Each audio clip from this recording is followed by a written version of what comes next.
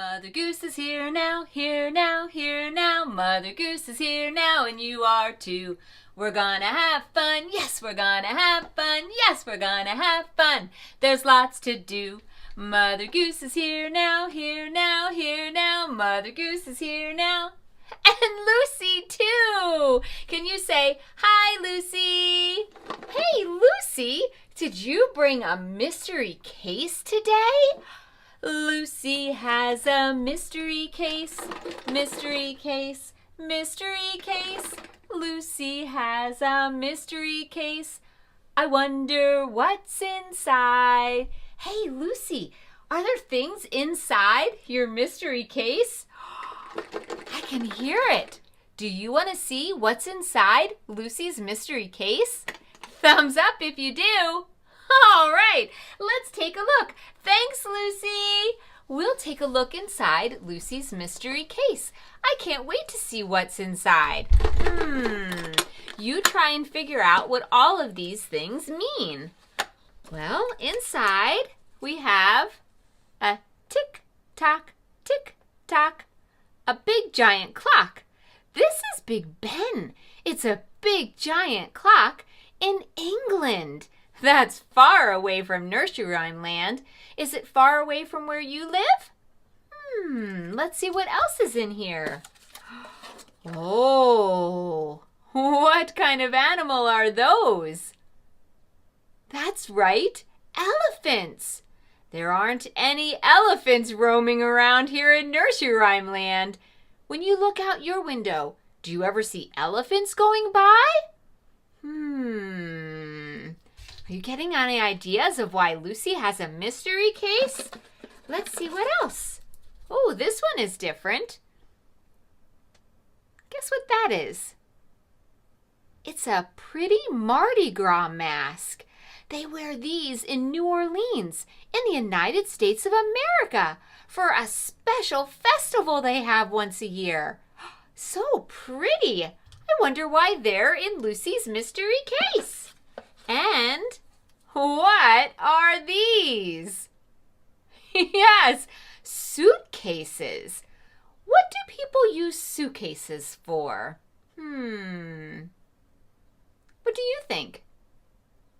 I think you're right. There's one more thing in here. Let's see what it is. Meow. What's that? Yes, a big plane. What do all of these things have in common? A plane, different things from around the world, suitcases. What could they be for?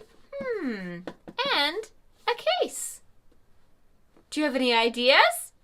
Yes, we're going on a trip around the world. We're going to be talking about all 7 continents in the world today. And Lucy, she brought her little mystery case to be all set for our trip. Now, if you are going to travel around the world, how are you going to get there? I mean, just imagine, maybe you live over here in North America and you want to go over here and visit Europe. How are you going to get there? Well, I have some ideas. You tell me. I'll show you an idea, and if you think that's a good way, give me a thumbs up. And if you think, no way, Mother Goose, then give me a thumbs down. Are you ready? Hey, let's see. If we live here in North America and we want to get over here to Europe, could we go in a fire truck? What do you think? Could we take a fire truck all the way from North America across all this water to go over here to Europe? Thumbs up or thumbs down? You're right. We can't get a fire truck all the way over there. Plus, people don't just get to ride in fire trucks when they want to go somewhere. No, I don't think a fire truck's a very good idea. How about, here's one. What do you think about this idea? How about a digger truck? Digger trucks are so cool, and they can scoop stuff up in the front and in the back. Would that be a good way to get from one place in the world to another place far away? Thumbs up or thumbs down for the digger truck? No, we can't take a digger truck all the way there. I mean, for one thing, the construction workers are using their digger truck for building and fixing things, not for giving people rides or for traveling. Oh, I've got one that people do get to use for taking rides. How about a bicycle? Do you like to ride a bicycle? Do you think that we could ride a bicycle from North America across the water to Europe? What do you think? Thumbs up or thumbs down?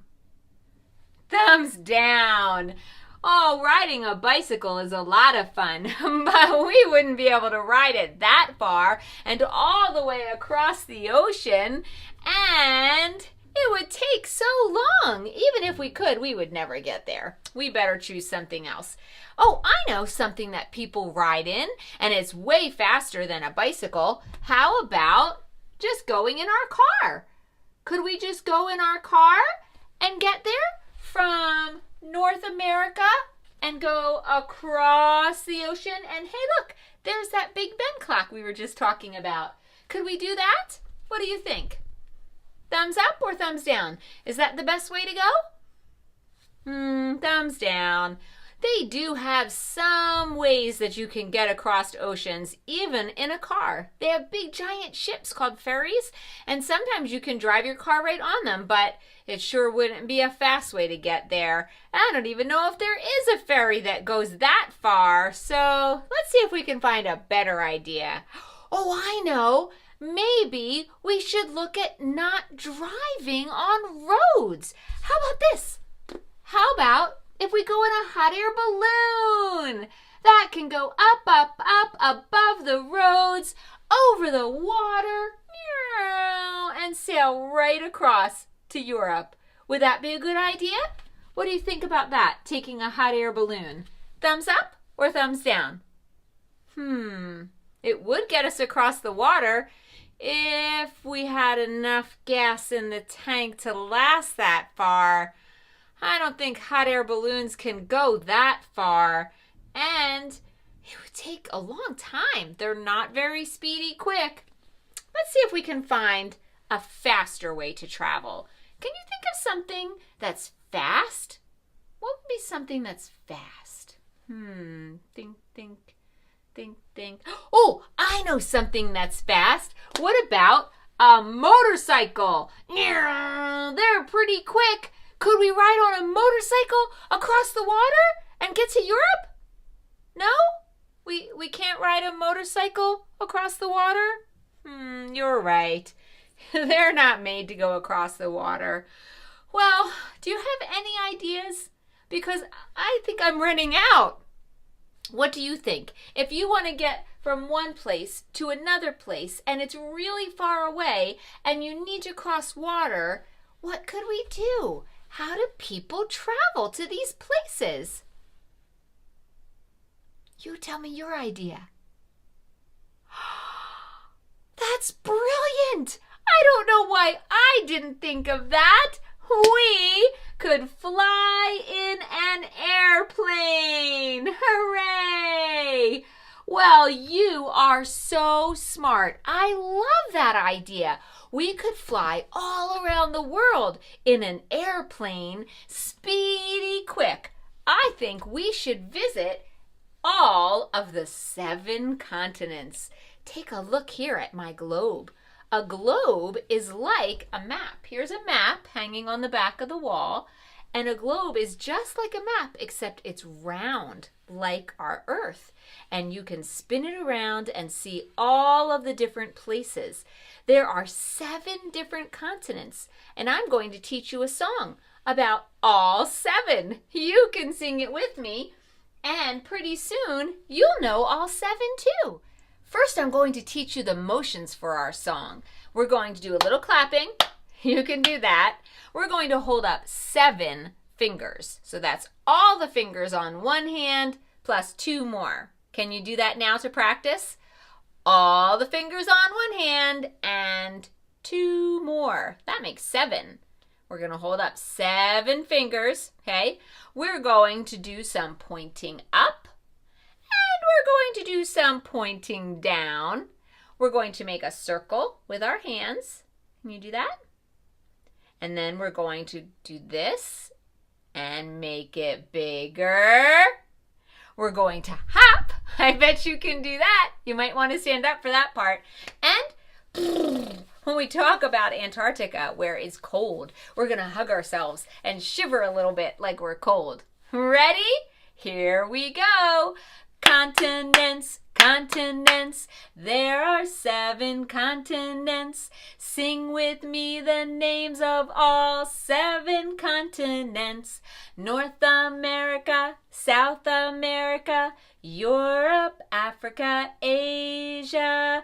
Kangaroos hop in Australia. And don't forget Antarctica. Let's take a look at all of those continents we just sang about. Ready?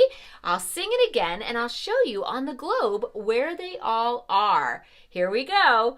You can clap and do the motions while I show you where they are.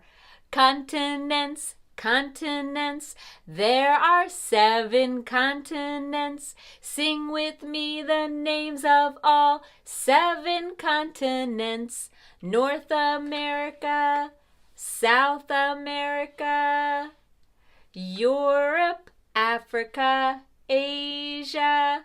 Kangaroos hop in Australia. And don't forget, see that white one down there? Antarctica. Well done. There are so many different places in our world that we could visit. Which of the 7 continents would you want to travel to if you could take a trip? Think about it for a minute and then tell me which one. Oh, I would love to visit that continent.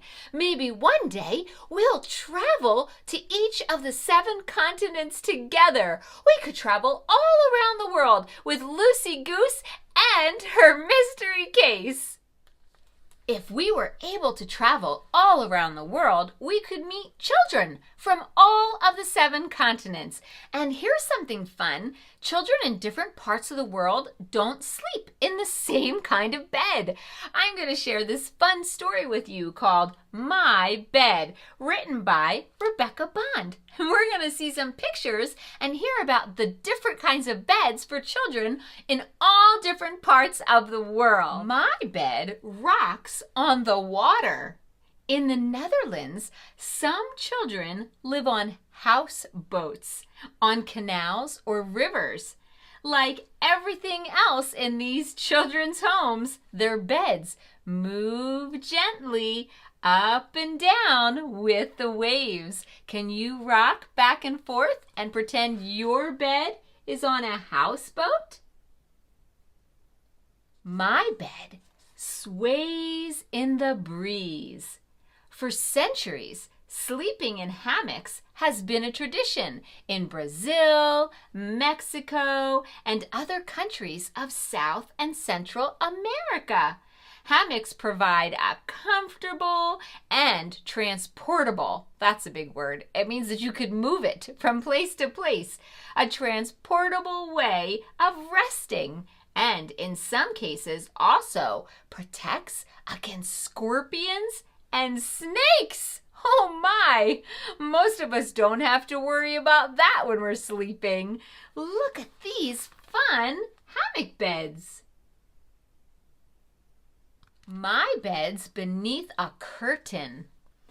In warm, humid parts of the world, such as India, finely woven netting prevents mosquito bites. Did you ever get an itchy mosquito bite? Well, in some places of the world where it's really warm, they have a lot of mosquitoes. And you don't want to get mosquito bites all night long. So those children sleep with netting around them to keep the mosquitoes off while they're sleeping. So even when they're sleeping, they can have the windows wide open and not get those skeeter bites. My bed's aloft in the trees. What do you think about that idea? Would you like to have a bed in a tree house? Well, in traditional homes nestled in the mountains of Norway, children sleep nestled into beds that are nestled into the walls.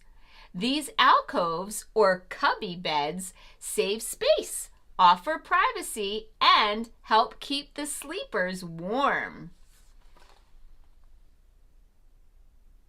My bed's a rug of woven wool my father's mother made. My father's mother. Who would that be? What do you call your father's mother? Your grandma, right? Or your grandmother, or your gram, or your nana. Lots of different names for that person. Well, this person's bed is a rug of woven wool that their father's mother made. At night in Afghanistan, many families lay mattresses atop soft, hand-woven rugs, and they sleep together in a common room. And in the morning, they fold up their bedding and just put it to the side. It's like one big slumber party. My bed's a mat of river grass that lies beneath the tree shade. During the dry season in parts of Ghana, children may prefer to nap outside in the fresh air. Courtyards provide sheltered places to doze on mats or mattresses, which can be brought inside during the night once the temperatures turn colder. So sometimes they sleep on them outside, and sometimes they bring them in and sleep on them inside. And it's a mat that they make out of river grass that grows along the river. Take a look. My bed is made from fired clay and heated from below. That sounds fancy. In northern parts of the world, such as Russia, winter temperatures can be so cold that many homes have a large stove for cooking and heating. Thick walls make the stove safe to touch and a cozy place to sleep. How warm and cozy. Look at that little bed right on top of that stove. My bed unrolls on grasslands vast. It travels where I go. In the wide open steppes of Mongolia, nomadic people move when the seasons change to find fresh pastures for their horses, sheep, and yaks, just as their ancestors have for centuries. So they have a special kind of bed they can roll up and take with them when they move.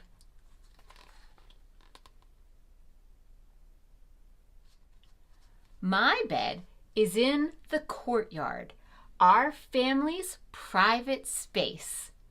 Some traditional homes in Iran and other parts of the Middle East are built around a cool, peaceful courtyard. High walls offer a quiet, private, outdoor place to rest on hot summer nights. My bed is on the rooftop, the coolest sleeping place. In some desert areas of North Africa, including parts of Morocco, scorching summer days give way to cool nights.